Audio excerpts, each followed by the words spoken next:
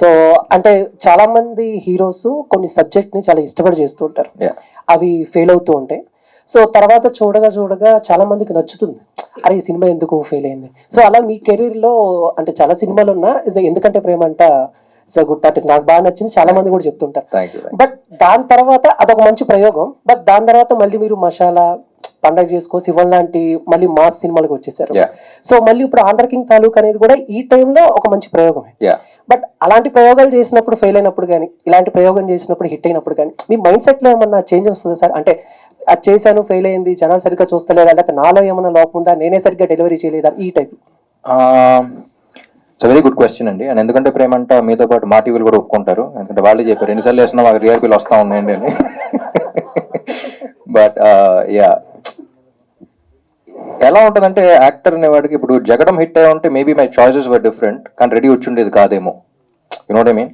So మన చేతిలో ఉంటుంది, మనకి ఏదైతే కనెక్ట్ అవుతున్నామో ఆ సినిమాలు చేస్తూ ఉంటాం. అండ్ ఎప్పుడు ఆడియన్స్ దేనికి కనెక్ట్ అవుతారో తెలియదు. నాకు ఇంకా గుర్తు, లైవ్ షోకి వెళ్ళా నా ఫస్ట్ 4 సినిమాల తర్వాత. దేవదాస్ బ్లాక్ బస్టర్, జగడం అంత ఆడలా, ready blockbuster, Maska super hit. First 4 సినిమాల్లో 3 పాజిటివ్ ఉన్నాయి, ఒకటి మాత్రం నెగిటివ్ అయింది. కానీ అప్పుడు లైవ్ కాల్స్ ఇదివరకు ట్రెండ్ ఉండేది, మీకు గుర్తుందో లేదో. ఫోన్ చేసిన ప్రతి ఒక్కళ్ళు జగడం చూసి ఫ్యాన్ అయ్యాను ఎవరు. సో ఇప్పుడు జగడం అనేది హిట్ ఆఫ్ ఫ్లాపా? మీరు ఫ్లాప్ అంటున్నారు, కానీ నా కెరీర్కి హెల్ప్ అయిందా లేదా అనేది చూసుకోవాలి. You know what I mean? So అది ఏ సినిమా ఎలా హెల్ప్ అవుతుందో మనకి ఎవరికి తెలియదు. It's far beyond all of us. Audience అనేవాళ్ళు ఎక్కడో ఉంటారు, వాళ్ళకి దేనికి కనెక్ట్ అవుతారు, ఏంటి ఏది ఎప్పుడు హెల్ప్ అవుతుంది అనేది తెలియదు. So Andhra king taluka is a film that ఇప్పుడు దాకా నా కెరీర్లో ఇన్ని సినిమాలు చేశాను, కానీ ఈ సినిమా ఒక జెన్యున్ సినిమా. ఆనెస్ట్ కూడా చెప్పాలి, ఎంత బ్యూటిఫుల్ రిలేషన్ చెప్పలేకపోతున్నాం ఏంటి. ప్లస్ ఇప్పుడు దాకా ఎవరు ఎక్స్ప్లోర్ చేయని పాయింట్ ఒకటి ఎక్స్ప్లోర్ చేస్తున్నాం, ఒక ఎమోషన్ ఎక్స్ప్లోర్ చేస్తున్నాం కొత్తగా.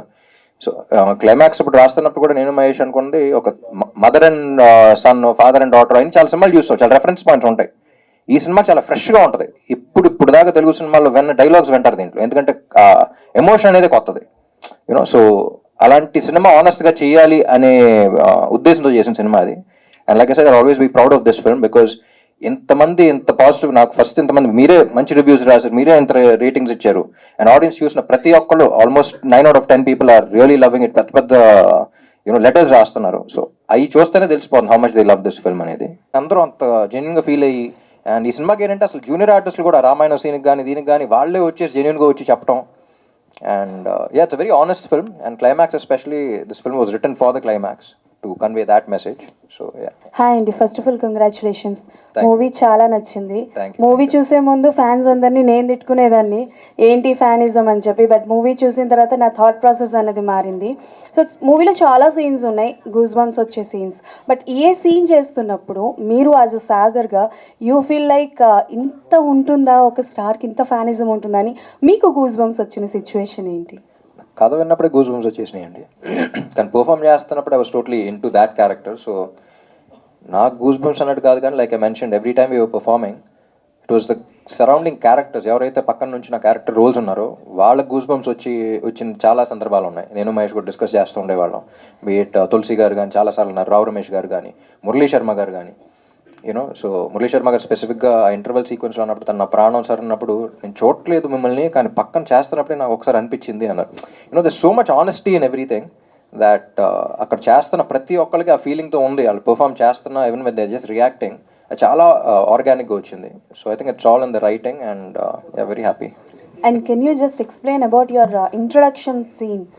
అంటే లైక్ ఆ హోర్డింగ్ అన్నది కానీ, అంటే చాలా వరకు కట్అవుట్లో సినిమాస్లో రిలీజెస్లో కట్అవుట్స్ మేము ఇంత పెట్టించో అని ఫ్యాన్స్లో జరుగుతుంటాయి కదా.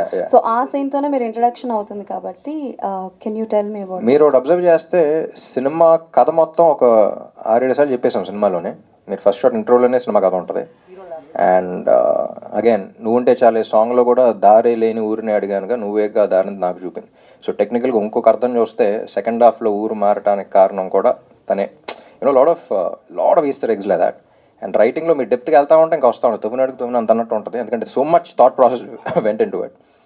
అండ్ 1-2 కాదు, ఒక సీనే కాదు, మొత్తం చాలా ఉన్నాయి అలా.